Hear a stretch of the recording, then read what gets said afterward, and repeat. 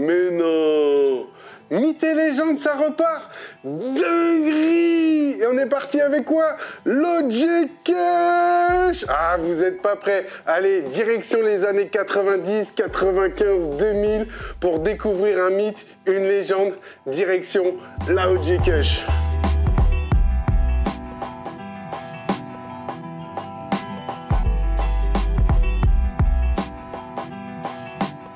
Vous nous avez envoyé énormément de messages pour savoir quand est-ce que cette rubrique redébarque. Et ben j'ai l'honneur et le plaisir de vous dire, on est reparti. C'est un rock, c'est un pic, c'est un cap. Je dirais même que c'est une péninsule. Je suis obligé de reprendre du Cyrano de Bergerac pour te dire à quel point cette variété est classique shit. C'est même beaucoup plus qu'une variété. Aujourd'hui, c'est un lifestyle. Obligé, ça te parle même si t'es pas dans le cannabis. Il y a tellement de rappeurs qui l'ont nommé, il y a tellement d'artistes qui l'ont cité. En gros, je crois que c'est une des variétés les plus connues du monde avec la skunk, tu vois. Oh, G.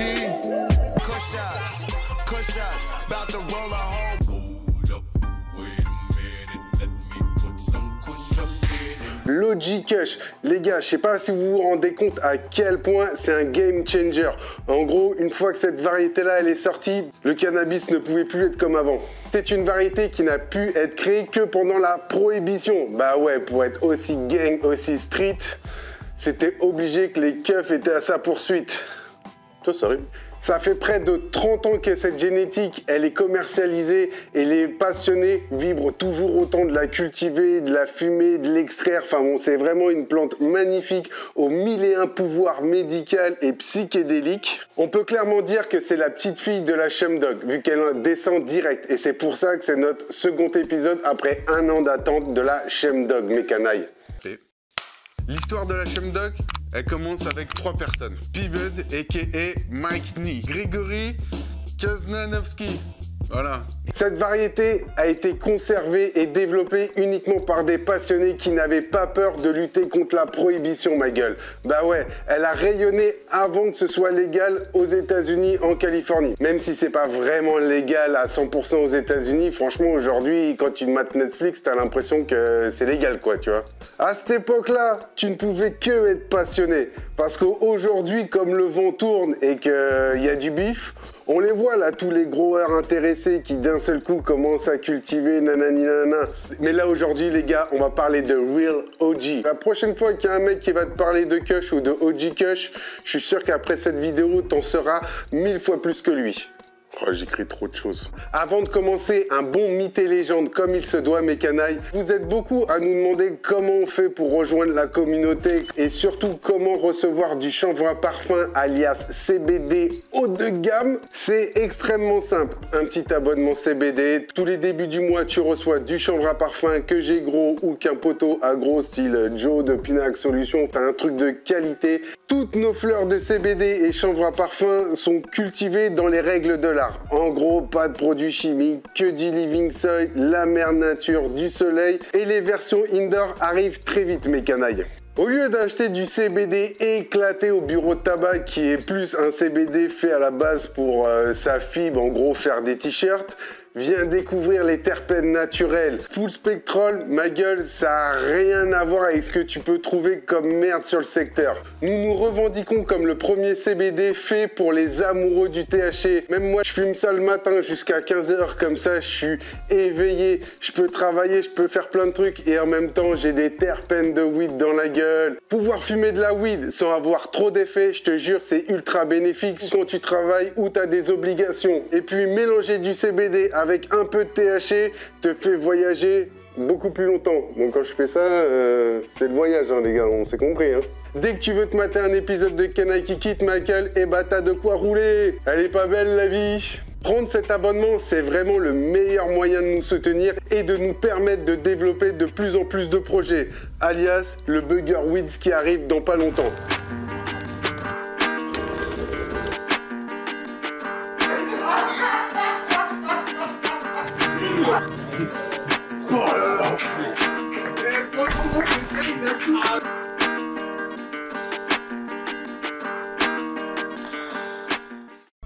Rentrons dans le vif du sujet, mes canailles. Déjà, premièrement, il y a énormément de rappeurs qui l'ont placé. Dans le rap, ça veut plutôt dire original gangster. En gros, t'es là depuis le début et t'es un vrai OG.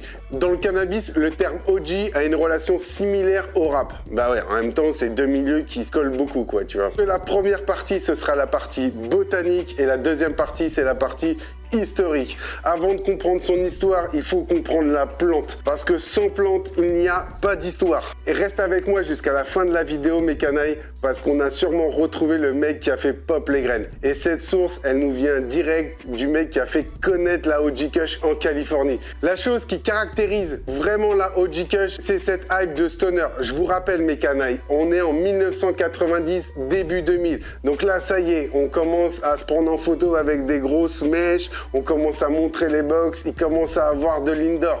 Alors que début 90, l'indoor, c'était vraiment que pour les passionnés. La OG Kush est fortement responsable de l'état du cannabis. En gros, si aujourd'hui tu cherches quelque chose qui tape, qui est gazi, qui est compact, avec des gros cristaux, des calices, bah la OG Kush, il y en est pour beaucoup, quoi. J'insiste là-dessus, mes canailles. Je ne sais pas si tu te rends compte à quel point cette variété elle est mythique et à quel point ça a été un game changer.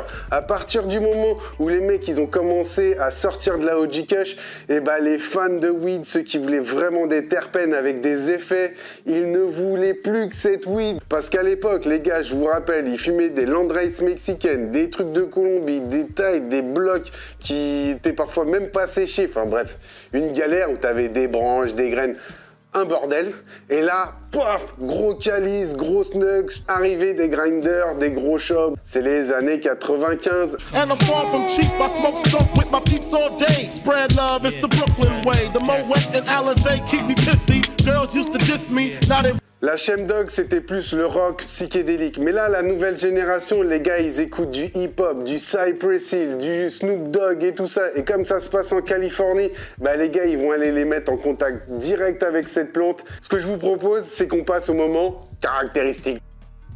Là, on rentre dans la partie botanique. Et dans un premier temps, on va voir qu'est-ce que c'est de la OG Kush d'un point de vue large. Parce que comme c'est une variété qui a une hype de ouf, il y a 1001 personnes qui l'ont bridé, il y a de tout là-dedans, il y a à boire et à manger. Du coup, nous, on va essayer de restructurer tout ça et de partir dans la bonne direction, direction OG Kush. C'est par là, on va voir. Dans un premier temps, mes canailles, le croisement, c'était très simple. C'était de la Chemdog et pas n'importe quel Chemdog. Parce que comme je vous rappelle, il y a plusieurs types de Chemdog et il y a 4 phénotypes différents. Ça, c'est pour mes phénofinders. Et pour faire ce croisement de ouf, ils ont pris la 91. C'est ma préférée. C'est la plus gazi, c'est la plus citronnée. C'est une dinguerie. Ils ont cette mère qui est incroyable, qu'ils ont dû stroquer. Enfin, je sais pas trop comment ils ont récupéré ça, les mecs. Mais ce qu'ils ont fait, c'est idée de génie. Ils ont croisé ça avec de l'Hindu Kush, qui vient de la vallée Hindu Kush, quoi, qui est très connue. C'est un point géographique.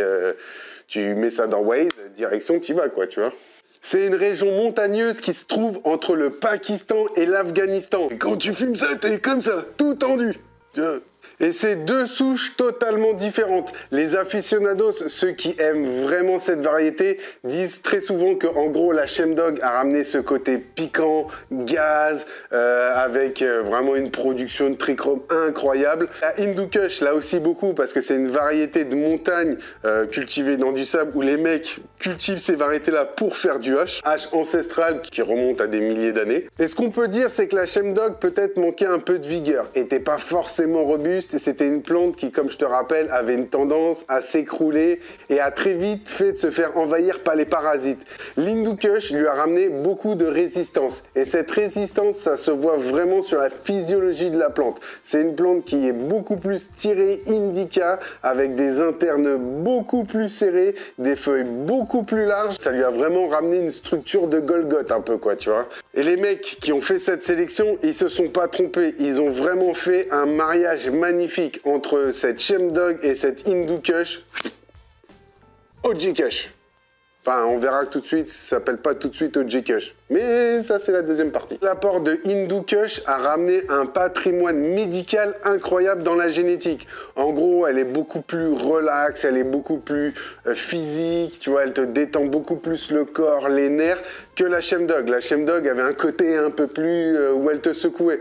Donc vraiment, c'est pas les mêmes styles, c'est la différence entre une mère et une fille, tu vois, où là, des fois, ça n'a rien à voir, quoi. Et là, je sais, il y en a 2-3 qui disent « Oui, mais moi, j'ai regardé, il n'y a pas que ça ». Oui, parce qu'il y a eu plusieurs OG Kush. Et au fil et à mesure qu'elle s'est développée, la OG Kush, on a pu voir qu'il y a eu un apport de Lemon Thai dedans. Donc, on peut dire que c'est un triple way. En gros, une OG Kush, c'est principalement de la Shemdog, principalement la Hindu Kush avec sûrement un peu de Lemon Thai. Une fois que tu sais le patrimoine génétique, eh ben on va passer au patrimoine structurel de la plante, quoi. Je vous rappelle mes canailles, on est dans les années 90-2000, donc il n'y a pas encore toutes les cookies, toutes les gelatos, tous ces trucs-là. Elles n'ont pas été encore créées. Là, on est vraiment encore sur de la landrace, sur des variétés où on est plus proche de la paille, voire le CBD qu'on a aujourd'hui. C'est vraiment pas ouf, quoi, tu vois. Non, je voulais dire comme le CBD qu'on retrouve dans les tabacs. Dès le début, les cultivateurs se rendent compte que c'est une plante qui adore la lumière artificielle. Ce qui n'est pas du tout le cas des landrace. Elle, quand tu la mets en indoor, ça fait des fleurs qui sont plus belles que celles d'outdoor. Et là, c'est les premières fois qu'on commence à voir ça. Parce que avant les années 95-2000, on était persuadé que l'indoor était beaucoup moins bien que l'outdoor. Et là, c'est la première variété qui commence à inverser l'épaule, à dire putain, mais en indoor, en fait, on peut sortir du lourd. Tout est plus maîtrisable en indoor qu'en outdoor. Même si c'est une lumière artificielle, cette plante-là, elle kiffe sa mère. On est à peine dans les années 2000. Donc aux États-Unis, c'est pas non plus friendly de cultiver de la weed. Donc si on peut le faire un peu en mode caché, comme nous, on est en train de faire en France, en Europe, tout ce que tu veux, bah c'est mieux. Donc ces variétés indoor commencent à ramener un potentiel pour les jardiniers qui veulent pas se faire péter par les keufs. Le game commence à changer. En indoor, son expression est totalement folle, car c'est vraiment une indica pure et dure. Parce qu'à l'époque, on était sur du 80-90 jours de floraison. Et là, pum, d'un seul coup, on tombe sur du 55-65 jours. Les gars, ils se disaient, mais attends, il y a 3 semaines de moins, elle produit plus parce qu'elle est tellement lourde, elle est tellement dense que quand tu mets une nugs sur une balance, boum, t'as 10 grammes, alors qu'avant, t'avais un avant-bras à 3,5 grammes, tu vois. Je fais des gestes bizarres, moi, aujourd'hui. En extérieur, c'est vraiment une plante qui aime les climats méditerranéens. En gros, elle aime le 25-26 degrés. Elle n'aime pas les fraîcheurs et c'est une plante qui supporte mal l'humidité. Elle aime le chaud sec sa mère. Bah ouais, vu qu'elle vient des plateaux de Pakistan, Afghanistan, les gars, je sais pas si vous avez vu là-bas, c'est plus du sable, du caillou aride sa mère que la forêt amazonienne, tu vois. Et ces gènes se retrouvent clairement dans la descendance de la OG Kush. C'est vraiment une plante qui supporte mal l'humidité. Ces grosses têtes compactes peuvent vite devenir du moisi avec notre cher ami, le botrytis. Enculé! Ce putain de champignon est amoureux de la OG Kush. Donc les gars, n'hésitez pas à la récolter tôt. Ça, c'était le petit conseil botanique. On est dans le moment botanique, on a des conseils botaniques. Au début de la OG Kush, sur les premiers cuts, on dit que c'est du 30-40% indica, donc c'est pas majoritaire indica. Aux États-Unis, ils étaient en connexion directe avec tous ces pays d'Amérique du Sud où là, on cultivait principalement des sativa. Donc même s'ils ont que 30% d'indica, à l'époque, les gars, ils voyaient ça vraiment comme une indica. Comme je te dis depuis le début, il y a plusieurs versions d'OG Kush et on est là pour tout retracer. Là, on est dans les caractéristiques globales de la OG Kush. Donc, à quoi faut s'attendre? Déjà, dans un premier temps, c'est des terpènes incroyables, des nugs ultra compacts, des calices de fou furieux. On peut l'avoir en H, en rosine, en WPFFF, tout ce que tu veux, mes couilles, même si tu as envie d'inventer un nouveau truc, eh ben frérot, c'est la plante qu'il te faut. Même dans cette saloperie d'OG Kush, qu'est-ce que je voulais dire? Les gars, à cette époque, avoir un taux de THC à plus de 20%, c'était tout simplement simplement de la dinguerie. Dès que tu fumais ça, t'étais éclaté. Et c'est pour ça qu'il y a toutes ces rumeurs où on dit ouais les gars à l'époque ils trempaient ça dans de la coke, nanani nanana, je sais pas quoi. Et non les mecs, c'est juste la découverte du full spectrum. Là, la OG Kush, il y avait des centaines et des centaines de cannabinoïdes auxquels tu connaissais pas et que là t'avais directement accès dans ton système endocannabinoïde et quand tu fumais ça, boum, direct ça faisait mûrir roi dans ta tête. Alors mûrir roi, c'est quand tu fumes et que t'as des renards qui passent et que t'es le seul à les voir.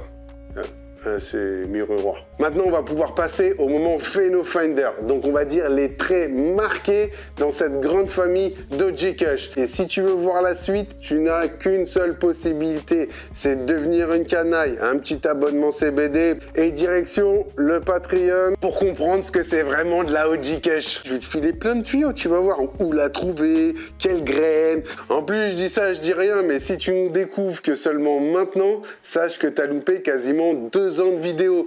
Donc là, quand tu vas te connecter au Patreon, tu peux nous écouter 24 heures sur 24. Dans un mois, t'as pas tout écouté. Hein. Bon allez mes canailles.